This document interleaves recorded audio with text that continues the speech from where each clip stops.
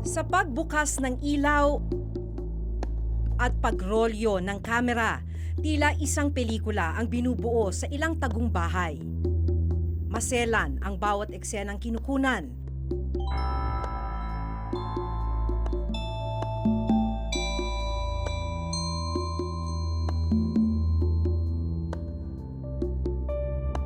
Kung minsan kabilang sa mga eksena ang aktwal na pagtatalik ng magkapareha. At ang mas nakababahala, menor de edad ang mga gumaganap na artista.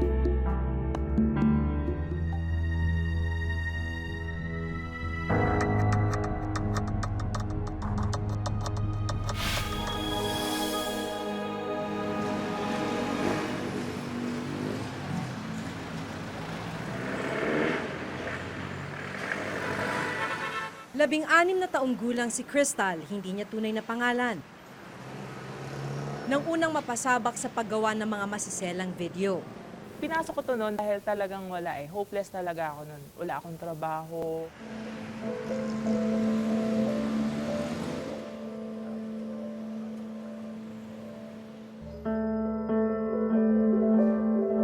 Una raw siyang pumasok bilang isang model sa isang talent agency. Ang unang alok daw kay Crystal ay gumanap na extra sa isang indie film. Pero laking gulat raw niya nang ibang eksena pala ang kukunan sa kanya. Ang sasabihin nila is, o extra ka lang dito. Kunwari, ikaw kapatid ni ganyan, ng ganito, ng artista. Tapos, pagdating na doon, sa kakaisasalang, o may bed scene ka. Wala sa usapan eh. Bakit, diba? Tsaka ganito lang yung bayad sa amin. Pinapasok ko pa rin kasi extra income. Si Jay, hindi niya tunay na pangalan, isa raw sa mga inupahang maging cameraman sa lihim na proyekto. Kwento mo lang, ano yung kalakaran niyan? Paano nila ginagawa? Nag-start kami sa pagkukuha nila ng babae sa iba-ibang lugar. Nagkikita-kita na lang kami sa isang place, bahay, or province. Hindi rin kami magkakilala. Then doon na lang namin makikita yung scripts na ginawa nila kung paano gagawin yung shoot namin. Minsan nagugulat sila, hindi nila alam na ganun yung eksena ang gagawin nila, na akala nila eh patwitams lang sila or kung anong video lang yung kukunin sa kanila. Alkohol lang ba o minsan binibigyan sila ng drugs para kayanin nila yung eksena? Kung sa makikita niyo sa babae, nagiging halos wild siya eh. So kung kukunan ka ng camera ng ganong eksena, kung baguhan ka sa ganong eksena na may nanonood sa iyo, may gagalaw sa katawan mo para may makita yung mga masela mong parte, hindi ka makakagawa nun kung wala ka rin karga. Kapag languna sa alak at droga ang mga magsisiganap, saka raw sisimulan ang pagrolyo ng kamera. Kalimitan ho kami probinsya, bahay lang. Mag-anak, may shoot lang kami. Ang tema ng shoot namin is mag-asawa na kumaliwa yung lalaki, nagkaroon ng ano. Pero pagdating sa bed scene, hindi na nila alam na may ginagawa kami sa taas. O sa kwarto kung saan kami mag-shoot ng bed scene. Ilang taon tong mga talents nyo? Yung pinakamabata naming nakunan is 15 years old hanggang sa naging 16 years old siya dun sa kalakaran na ganyan. Nung una, nabababuyan ako, syempre. Naawa din, syempre. Kasi syempre, bakit ko kailangan gawin yun? Eh, hindi ko na, kumakain naman ako ng 3 beses sa isang araw. Depende raw sa gagawing eksena ang halaga ng ibabayad sa mga artistang gaya ni Crystal. Ano nangyayari? So, pag dating dun sa location, doon na lang sila alokin na kung gusto mo, para mas malaki yung kitain mo, lagyan natin ng penetration, mas dodoblehin namin yung price mo. O kung gusto mo, i-triple natin. Hanggang sa pumapayag na lang yung babae. Noong time na yon, extra lang ako. Sa isang pelikula is 1,500 lang yata yon. Tapos, yung pangalawang pelikula ko, 2,000. Aabot naman daw ang bayad kay Jay ng mula 7 hanggang 10,000 piso. Siya na rin kasi minsan ang nag-e-edit ng mga video. Yun yung gusto kong malaman. So, pag na-shoot nyo na, anong sistema? Kunyari, pagkatapos nyong i-shoot. Ano po, after na-shoot namin, isa-isa nung tatawagin ng director namin, assistant director, yung mga talent, doon na rin po kami nagbabayaran. Yung iba nagugulat kasi mababa ang bigay sa kanila. Dagdag pa ni Jay, maraming producer ang nasa likod ng ganitong mga ipinagbabawal na produksyon. Ito ba marami talagang mga producers na gumagawa ng ganitong mga X-rated, no? Opo. Triple X, Triple X. basically. Marami rin po kasi every time ng shoot namin is iba-iba ang nagpo-produce. Kasi nag-iiba-iba rin yung talent fee namin.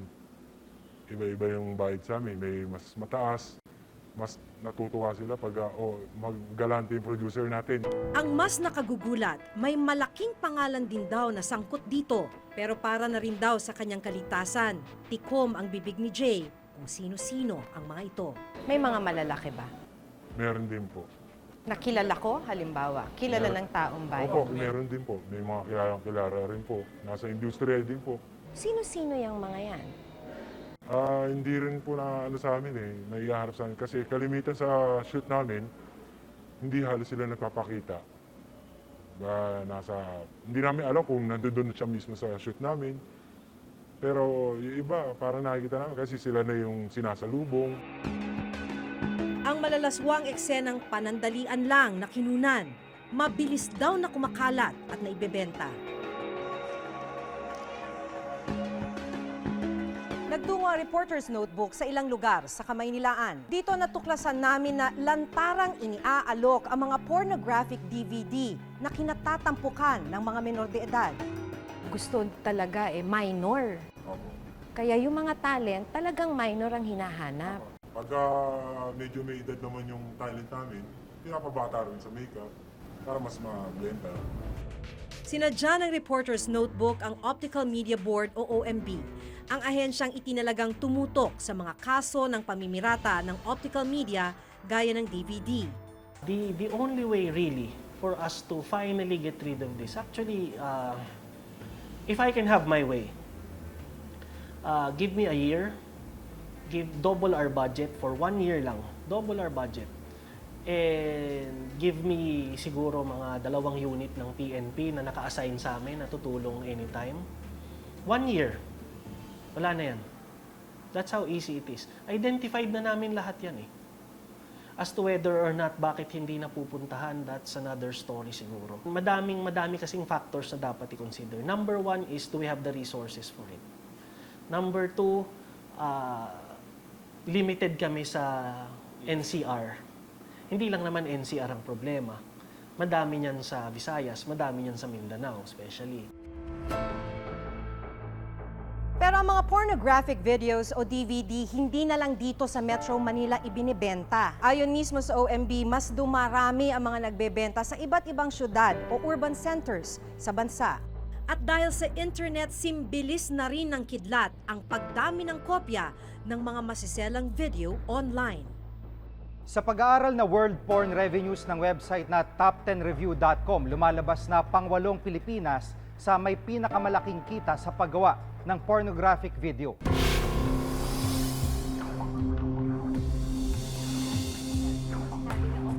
Walang takot na inilantad ng 23 taong gulang na itatago namin sa pangalang Crystal kung paano siya minsang napasok sa kalakaran ng paggawa ng porno at kung paano nambibiktima ang ilang producer nito. Ayon sa nakausap naming cameraman na itatago namin sa pangalang Jay, mula 2 hanggang 3 proyekto may ganitong tema ang natatanggap niya kada buwan. Saan pinapalabas? Mayroon po sa Maynila, sa probinsya, sa mga sinihan, yung iba. Dinedeliver. Opo. Sa imbakang ito dito sa OMB, libo-libo ang mga nakumpiskang DVD na ang ilan naglalaman ng mga masiselang video. In terms of amount, usually we put an estimate of around 500 sacks. So, Say mga 10 to 12 million siguro. May pagkakataon raw na umabot sa 30% ng mga nakukumpiska nilang mga DVD, pornographic ang laman. Pumutok yung mga scandals na uso dati. So ang dami namin nahuhuli. And dun sa 30% na yun, siguro mga 20% nun was child pornography talaga. Yung mga bata sometimes would be as young as 5 years old. Hinihiwalay namin para magkaroon kami ng gauge kung dumadami ba or kumukonti yung nahuhuli namin na child pornographic materials. And at the same time, we make a separate report kasi sa DSWD. Pero ang mga pornographic videos o DVD hindi na lang dito sa Metro Manila ibinibenta. Ayon mismo sa OMB, mas dumarami ang mga nagbebenta sa iba't ibang syudad o urban centers sa bansa. Everything is being downloaded. So mababa yung demand talaga dito. So what they do is they maintain na lang yung mga gawaan nila dito, but they send it out sa mga outlying provinces. You are endangering or putting into jeopardy the future of the child. So dapat yung pinakamabigat na parusa ng isang ng gobyerno ang ibigay dito sa mga perpetrators na to. Sumasabay din daw ang bentahan sa modernong teknolohiya. Bukod sa DVD, libo-libo rin daw ang kinikita ng mga producer sa mga videong inilalako sa mga flash drive o USB. Kung USB, saan ibebenta? Iba po sa probinsya na dadala.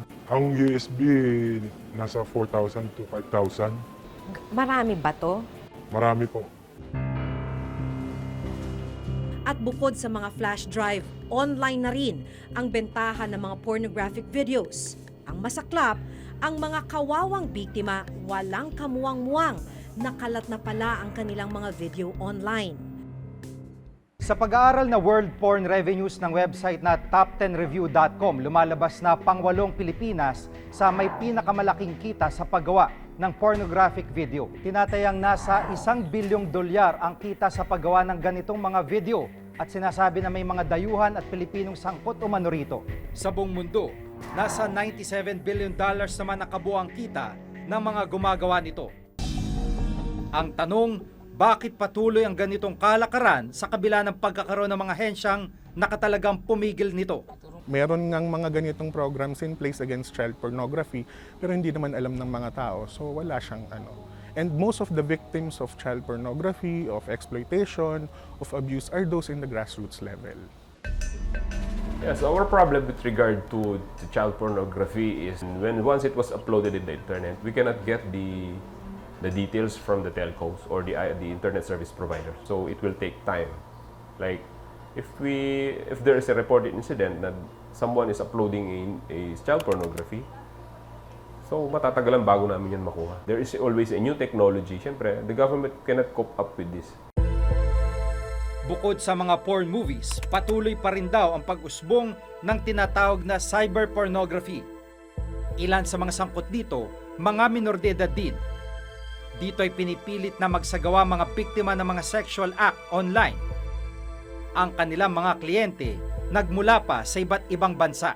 Sa pag-aaral ng Virtual Global Task Force, lumalabas na isa ang Pilipinas sa 10 mga bansa na may pinakamalalaking merkado para sa child online pornography. Naglabas din ang PNP Anti-Cybercrime Division ng listahan ng mga lugar kung saan pinakatalamak ang child online pornography.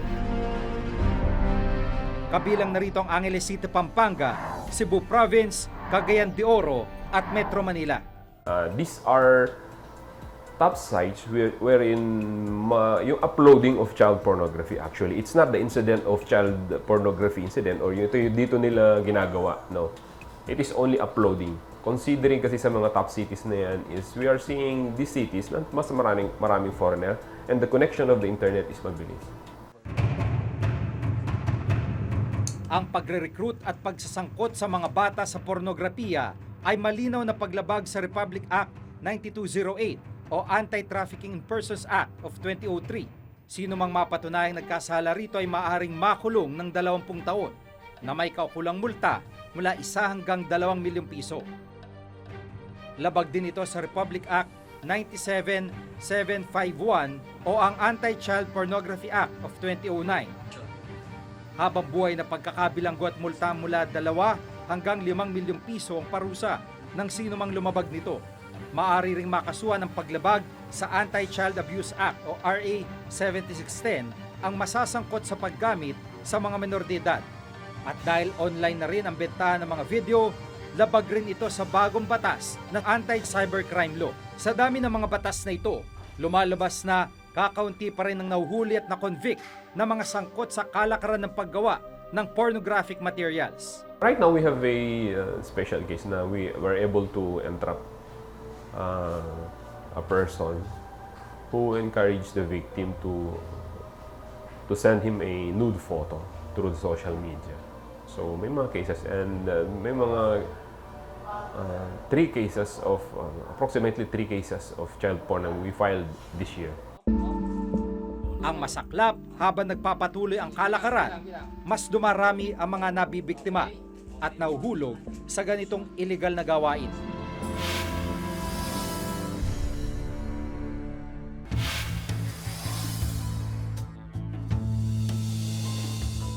Sa ngayon ay nakakalas na si Crystal sa kalakaran ng paggawa ng mga masiselang video. Pero may payo siya sa ibang maaaring maging biktima nito. Kapag may kumausap na, ay gagawin kitang artista, sasama kita sa pelikula na ganito, siguraduhin mo na mabuti kung totoo ba yung tao na makakatrabaho mo, totoo ba yung sinasabi ng tao na yun, or much better kung ipaalam mo agad sa magulang mo, baka mamaya mapasok ka lang hindi mo alam, ipinapalabas na pala kung saan-saan yung ginawa mo. Sinabi ng movie pero hindi naman pala movie. Malalim na sugat at habang buhay na pilat ang iniiwan sa mga menor de edad ng panandali ang video na pinagkakakitaan ng iilan. Hindi ito dapat payagan at kailan may hindi magiging katanggap-tanggap sa isang sibilisadong lipunan. Ilang bata pa ang kailangang maging bihag nito bago lubusang umaksyon ang mga kinauukulan. Ako si Maki Pulido. Ako si Jiga Manikad at ito nakatala sa aming Reporter's Notebook.